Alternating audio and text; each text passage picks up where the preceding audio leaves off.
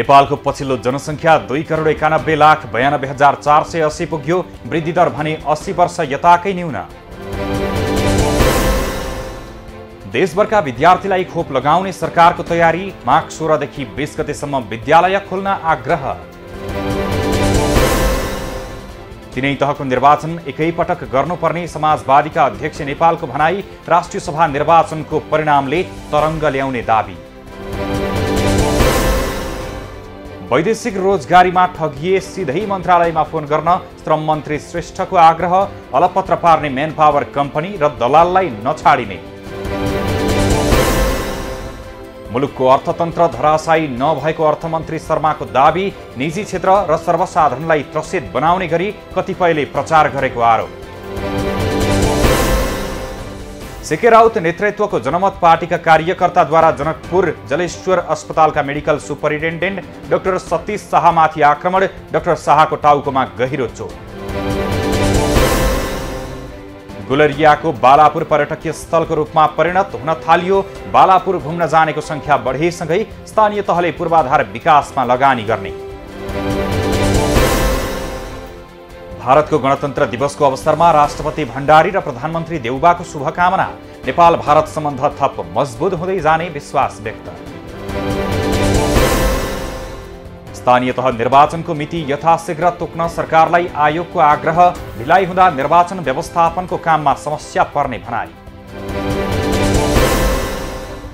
देशभरका भन्सार कार्यालयहरूमा एकद्वार प्रणाली अनलाइन पूर्ण रूपमा लागू।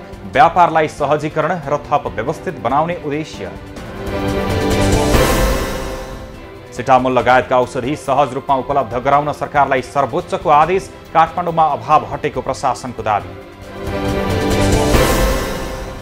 स्थानीय तह जनप्रतिनिधि विहीन हुने अवस्थामा नआउने बागमती प्रदेशका मुख्यमन्त्री राजेन्द्र पाण्डेको भनाई। स्थानीय तह मार्फत हुने कुनै पनि काममा अवरोध सिर्जना नगर्ने प्रतिबद्धता।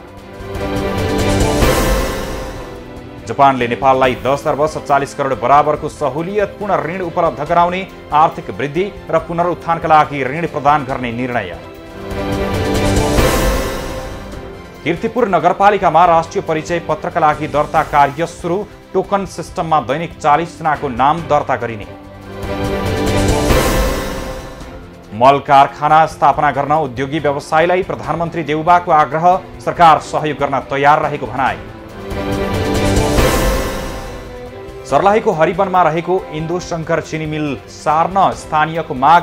प्रदूषण बढेको भन्दै स्थानीयले उद्योग हटाउन आग्रह गरे।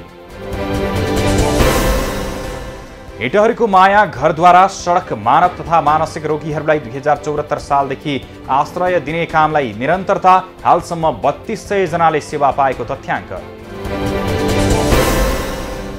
पश्चिमी न्यूनचापीय प्रणालीका कारण विगत केही दिनदेखि देशभरि मौसममा बदली। पूर्ण रूपमा सुधार हुन अझै केही दिन लाग्ने। यातायात व्यवस्था कार्यालय जनकपुर धाम धनुषाद्वारा चालू आर्थिक वर्ष 2078-79 को 6 महिनामा 28 करोड 93 लाख भन्दा बढी राजस्व सङ्कलन। पाल्पामा मतदाता नामावली सङ्कलन कार्य स्थगित। कोभिड-19 संक्रमणको जोखिम बढी हुने भएकाले सेवा स्थगित गरिएको जानकारी। जनकपुरमा मतदान स्थल नजिक प्रहरी र जनमत पार्टीका कार्यकर्ता बीच झडप। प्रहरीद्वारा अश्रुल ग्यास प्रहार। दाङमा मतदान गर्न आउँदै गर्दा दुर्घटनामा परेर प्रदेशसभा सदस्य घाइते हुनेमा तुलसी चौधरी।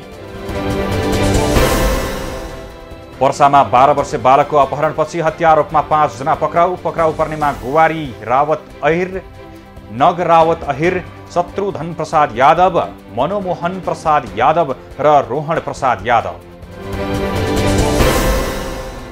नेपालगञ्जको कपास विकास समितिको जग्गा वर्षौंदेखि अतिक्रमण। कपास खेती गर्ने जग्गामा स्थानीयको धान, गहुँ, मकै, मुसुरो र तोरी बाली लगाउँदै। झापामा सडक दुर्घटनामा प्रत्येक 3 दिनमा 1 जनाको मृत्यु। हुस्सु, मादक पदार्थ सेवन लगायतका कारण दुर्घटनाको जोखिम बढ्दो। लिपुलेख र कालापानीमा भौतिक उपस्थिति हुन सकेन। वैकल्पिक माध्यमबाट जनगणना।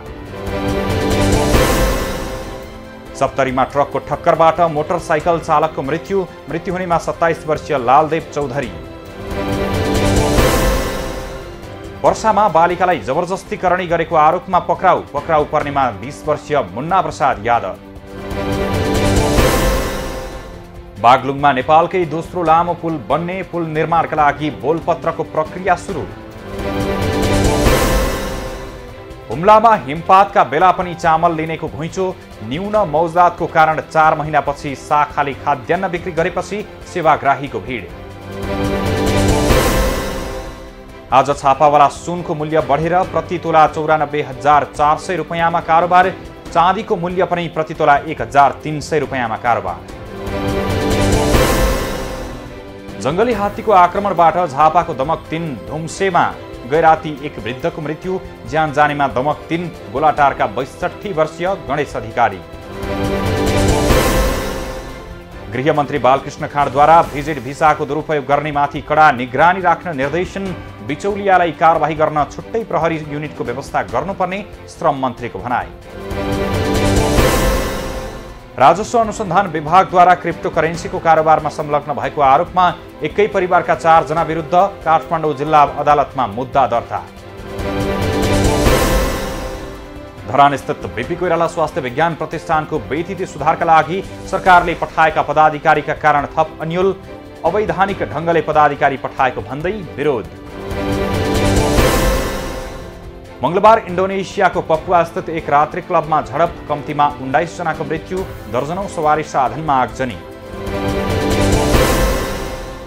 युक्रेनमा सैन्य आक्रमण गरी रुसका राष्ट्रपति पुटिनमाथि व्यक्तिगत रूपमा प्रतिबन्ध लगाउने अमेरिकी राष्ट्रपति बाइडेनको चेतावनी, आक्रमणको तयारी नभएको रुसको प्रतिक्रिया। इङ्ग्लिस क्लब वाटफोर्डद्वारा रोय हड्सलाई मुख्य प्रशिक्षक नियुक्त, इङ्ल्यान्डमा प्रशिक्षक हड्सनलाई टिम हेर्ने जिम्मेवारी दिइयो।